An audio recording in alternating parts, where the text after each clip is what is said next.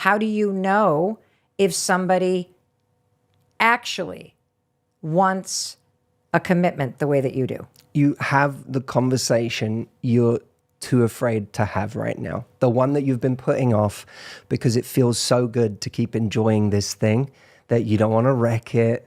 You don't want to drive it away. You are afraid that if you have the question, you're going to be seen as difficult. So we don't say it. We're afraid of the effects. And what we think is, by the way, if I could just keep getting closer and closer and closer to this person, if I can make myself indispensable, if I can just get so close that I'm basically, integrated with every part of their life, then essentially they'll see my value. And by the way, they'll start giving as much as I am because they'll realize my value. Unfortunately, the opposite happens is we give and we give and we give and we give, and someone learns that there's absolutely no price to pay for the giving. So everything we give gets completely taken for granted and assumed. And we come to find after months or sometimes years of being in limbo with someone, when we finally say, what is this? They're like, I don't know. And you realize you've wasted all that time and energy, all because you weren't prepared to have a hard conversation. And every great relationship is formed in the crucible of hard conversations. And a hard conversation, by the way, it doesn't have to be an aggressive or a pushy conversation. It could be a very elegant conversation. A hard conversation is just the one you're afraid to have. That's true. You're going to find out very quickly where you stand, and you're also introducing an element of, I'm not going to be here forever. So let's role play.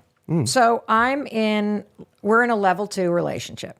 Yep. And I want a commitment. I'm scared to death to ask you. I don't know how many other people you're dating. We've kind of been in that zone where we're hooking up and we're going out on dates, and I feel like it's vibing, and I don't even know what the language is anymore. That's how old I am. Do we say monogamous? Do we say exclusive? Do we say that we're like dating? Heaven forbid. Is that not a word we use? Like, I don't know. Every time I would say something to my daughter, she's like, that's it. I'm like, okay. I don't know what the terminology is.